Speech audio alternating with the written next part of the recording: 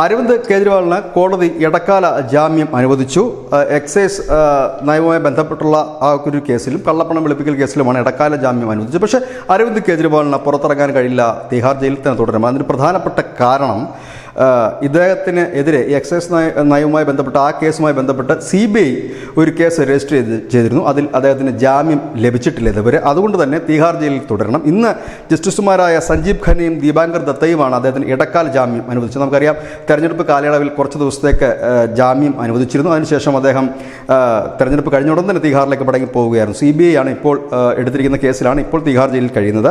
17-ാം തീയതിയാണ് അതിൻ്റെ വാദം നടക്കുന്നത്. ഏതായാലും അരവിന്ദ് കേജ്രിവാളിനെ സംബന്ധിച്ച് മാല പോലെയാണ് പല ഏജൻസികളുടെ കേസ്. അതിൽ നിന്നൊക്കെ ജാമ്യം ലഭിച്ചു കഴിഞ്ഞാൽ മാത്രമേ അദ്ദേഹത്തിന് പുറത്തിറങ്ങാൻ കഴിയുന്ന ഒരു സാഹചര്യം നിലനിൽക്കുന്നുള്ളൂ. ഏതായാലും മുൻപ് കേജ്രിവാളിന് ജാമ്യം കിട്ടിയപ്പോൾ ആഘോഷിച്ചിരുന്നവരെ ഒന്നും ഇപ്പോൾ ഈ ഇടക്കാല ജാമ്യത്തിൽ കാണാനില്ല. അരവിന്ദ് കേജ്രിവാൾ ജയിലിൽ പോകുമ്പോൾ യാത്ര അയക്കാൻ പോലും ഒരു കുറിപ്പിടാൻ ആരെയും കണ്ടുമില്ല. News desk news India Malayalam.